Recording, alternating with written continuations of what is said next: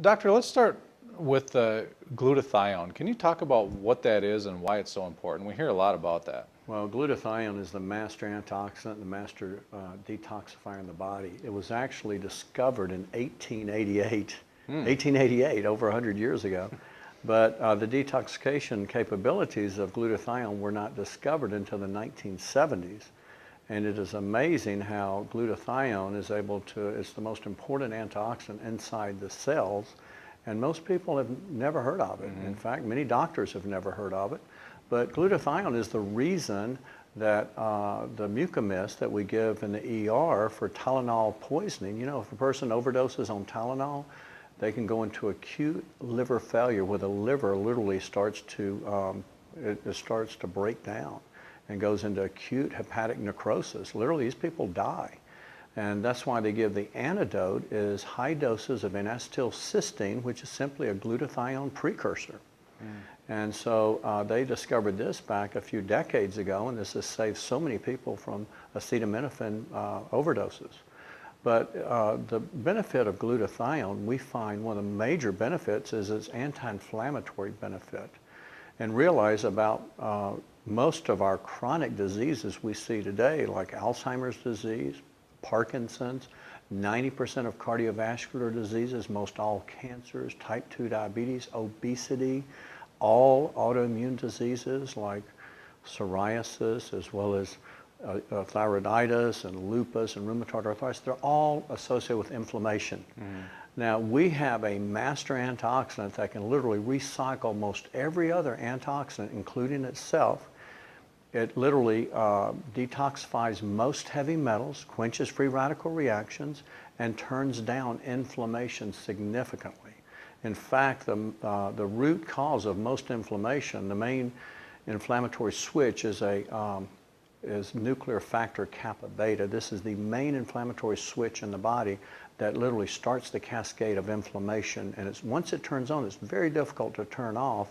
But glutathione and certain other nutrients are able to flip off that master inflammatory switch of nuclear factor kappa beta. Is glutathione something we can get through diet? Can we get enough through diet? Well, good question. And what sort of foods are we talking? Well, first of all, realize that after age 20 to 21, our glutathione levels start to diminish. And the good news, our body makes its own glutathione. Okay. The bad news is that aging, drugs, toxicity, lack of sleep, stress, toxicity, all of these deplete our glutathione levels. Now, as far as what can help raise them, anything raw. But what's interesting, raw eggs, raw milk, raw meat, things I wouldn't recommend anyone to do. But also, we call them the cysteine precursors, like the broccoli and the cauliflower and the garlic and onions and asparagus and avocados help, but they don't do it significantly. Okay. There's other things that do it, such as swimming in ice cold water. There's an interesting study. The Berlin Winter Swim Club would have to swim in ice cold water 5 to 10 minutes a week throughout the winter. And it showed that increased glutathione levels by 20 to 25%.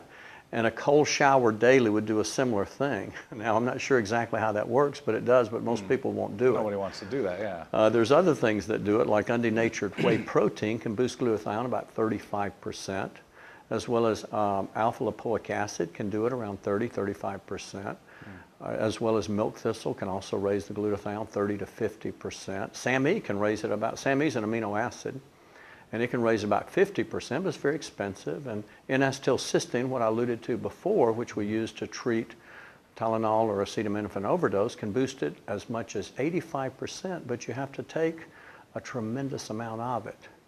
And a friend of mine developed a compound, Dr. Herb Nagasao is a world-renowned glutathione researcher, has been researching glutathione over 25 years. And he started this back with the VA, when a lot of our kids were coming home from the Vietnam War with alcoholics and developing cirrhosis. And what they said is, let's try and find a medicine that can prevent cirrhosis. And so in his lab, he finally developed a molecule called ribosine, where he combined D-ribose with L-cysteine and found a way that was 300% more effective than the gold standard of N-acetylcysteine in boosting glutathione levels. So we find that the glutathione is the master detoxifier and the master antioxidant.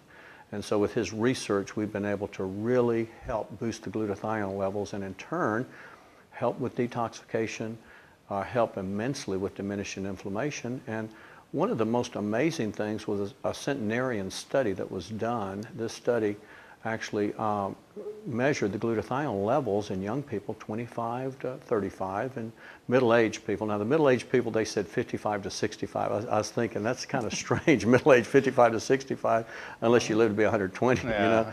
And the third group were centenarians.